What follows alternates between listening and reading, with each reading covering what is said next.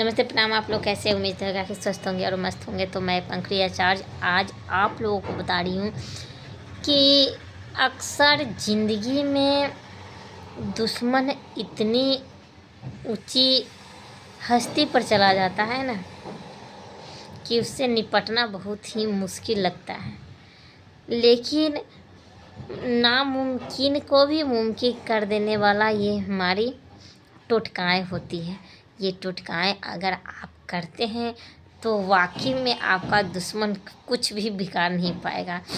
और ये टोटका बताने से पहले मैं आप लोगों को बता रही हूँ कि किसी ने मुझे याद किया है और वो सपने में मुझे देखा है और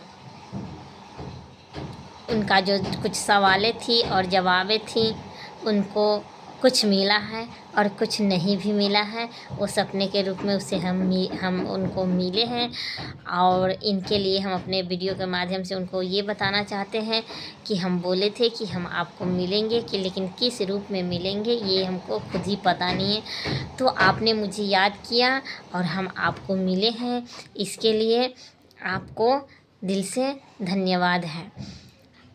हम अपने दिल से धन्यवाद कर रहे हैं क्योंकि ये प्रक्रियाएँ जो है ना, भगवान की प्रक्रियाएँ जो है बहुत ही अद्भुत और अलौकिक है।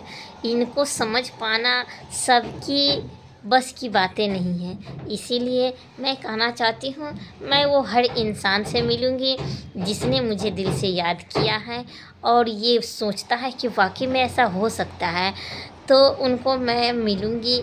और एक और इंसान है जो वो सोच रहा है कि वाकई में ऐसा हो सकता है, ऐसे इंसान मिल सकते हैं। तो हाँ, वाकई में ऐसा हो सकता है। हम आपको सपनों के द्वारा आपसे मिलेंगे और मिलेंगे ज़रूर। बाकी ये बातें हैं कि ये जो टोटकाएँ मैं आप लोगों को बता रही हूँ जो बहुत ही दुर्लभ, और अगर आपको लगता है कि शत्रु वाकई में परेशान कर रहा है, मेरी वीडियो को स्किप मत कीजिएगा और ध्यान से सुनिएगा। लगता है कि वाकई में मुझे शत्रु परेशान कर रहा है और उनसे निपटना हमको समझ से बाहर हो गया है, वो गाली गलौज करने वाला इंसान है, तो कुछ भी नहीं करना है। मैं जो उपाय बता रही हूँ आपको उसको करना है। मैं दावे के साथ कह सकती हूँ कि वो दुश्मन आपसे कोसों दूर भागेगा। पहली बातें हैं जो अपनी तरफ से उनको गलती आपको नहीं करना है। अगर आपका दुश्मन है तो अपनी तरफ से आपको गलती नहीं करना है। दूसरा है कि अगर आप वो गाली गलौज या कोई भी ऐसा शब्द कर रहा है, पहले उनको सबूतों को रखिए और उनके बाद भी अगर वो नहीं सुधर रहा है तो उनको कहिए कि हाँ, आप ऐसे कर रहे हैं, ये ठीक बातें नहीं हैं। उसके बाद उनसे निपटना ही छोड़ दीजिए, उनसे बोलना छोड़ दीजिए, उनसे संपर्क में जाना छोड़ दीजिए, क्योंकि ये दुनिया मतलबी है। बस समझ रहे हैं? दूसरों को नीचा दिखाना आम बात है, लेकिन नीचे से ऊंचे कोई नहीं उठाना चाहता है। ये बात समझ रहे हैं? तो आपको ये बातें को ध्यान रखना है कि वो इंसान अगर गाली कर रहा है, एक बार माफ़ कर दीजिए, 2 बार माफ़ करिए, 3 बार माफ़, और उनकी ये प्रक्रिया बन गई है कि नहीं बार बार करना है, तो उलझो उनसे, कहो कि आखिर दिक्कत क्या है। अगर आप ये शब्द नहीं कह पा रहे हो तो एक सिंपल सी उपाय है, आप लोगों को मैं बताना चाहती हूँ। उस शत्रु का अपने ये जो त्रिपुंड है, यहाँ तीनों भावों के बीच में जो त्रिपुंड होता है, उस त्रिपुंड पर उस शत्रु का ध्यान करो। कह रही हूँ, शत्रु का नाश होना तय है, चाहे वो कितना भी कारगर और शतरंज का खिलाड़ी क्यों न हो, उनका नाश करना होना और तय है। उन त्रिपुंड पर उनको ध्यान करो। ये त्रिपुंड जो होता है सो उस पर अपने शत्रुओं को ध्यान करते हुए छोटा सा एक कलावा लो, और कलावा को ऐसे जैसे कि आप ध्यान कर रहे हैं कि नहीं है मेरे यहाँ पे वो है, मेरे नज़र के सामने है वो, तो शत्रु मेरे नज़र के सामने। आंख बंद कीजिए, थोड़ा सा कलावा लीजिए और उसे गोल घुमाते हुए आपको बोलना है एक मंत्र। जो मैं आप लोगों को बता रही हूँ वो बोलते हुए मंत्र आपको बोलना है,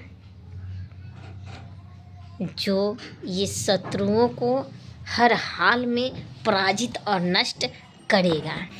और वो त्रिपुंड पर रखते हुए आपको बोलना है। कौन सा मंत्र मैं बता रही हूँ।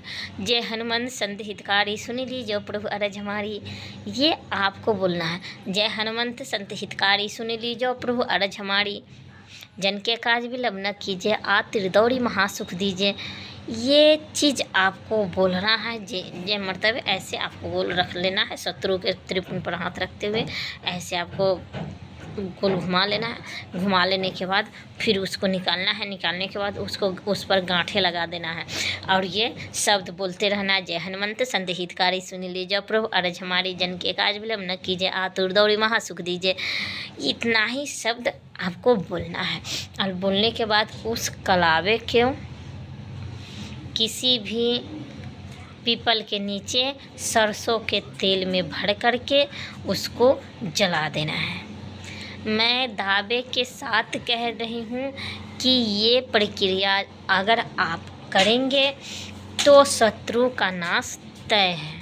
चाहे वो कितना भी गाली गलौज करने वाला इंसान क्यों ना हो, आपसे उलझेगा नहीं, बिल्कुल नहीं उलझेगा।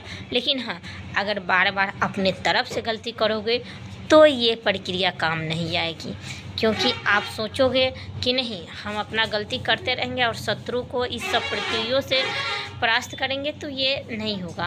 क्योंकि सत्य की राह पर ही भगवान साथ देते हैं, क्योंकि भगवान का नाम सत्यनारायण है और वो सत्य के नाम पर हमेशा खड़े रहते हैं। तो इसीलिए कभी भी अपने तरफ से गलती मत कीजिए और एक तरफा गलती रहने दीजिए। एक तरफा खांसी हो गया, एक तरफा गलती रहने दीजिए। अगर एक तरफा गलती होगा तो उनको हर तरफ से दंड मिलेगा। एक ये प्रक्रिया से दंड मिलेगा, दूसरा आपकी आत्माओं के बद्दुआ से दंड मिलेगा, तीसरा भगवान की तरफ से दंड मिलेगा। यानी वो चारों तरफ से घिर जाएगा, चाहे वो कितना भी बलवान, कितना भी पैसे वाला इंसान क्यों ना हो। क्या गलती भगवान माफ़ नहीं करता है? चाहे वो गलती माफ़ होने की कोई अगर प्रक्रिया होती भगवान के नज़रों में, तो रावण जैसे इंसान को जलना मरना नहीं पड़ता, कंस जैसे दुष्ट को भागना मरना नहीं पड़ता और पुतना जैसी राक्षसनी को उसको कृष्ण के हाथों स्तनपान कराते हुए वो अपने दम को ना तोड़ते। इसलिए भगवान के घरों में माफ़ी नाम की कोई चीज़ नहीं होती है। जब तक भगवान माफ़ करते हैं, जब तक वो देख नहीं रहे होते हैं और वो भगवान सोचते हैं कि इनकी कुकर्में कहाँ तक जा रही है, कहाँ तक पार घाट कर सकता है, ये कहाँ तक पहुँच सकता है। जहाँ तक उनको पहुंचना रहता है वो पहुंच जाने के बाद वो अपने आप नष्ट होना शुरू हो जाएगा। इसीलिए कभी किसी को बुरा मत सोचो, बुरा मत देखो और बुरा मत सुनो। फिर मिलेंगे अगली वीडियो में, तब तक के लिए दीजिए इजाज़त। और माता रानी के चरणों में लाइक सब्सक्राइब कमेंट ज़रूर कीजिएगा, ताकि हम लाइक सब्सक्राइब कमेंट से आपके दरवाजे तक पहुंच सकते हैं और सपनों को द्वारा। और आप लोगों को बता दो कि आप अगर वीडियो सामने में आई है तो आप पूरा स्क्रिप्ट मत कीजिएगा और पूरा वीडियो देखिएगा, ताकि आपको मेरी भी तरफ से, मेरे माता रानी की तरफ से आपका भरपूर आशीर्वाद मिल सके। जय माता दी, जय माँ काली।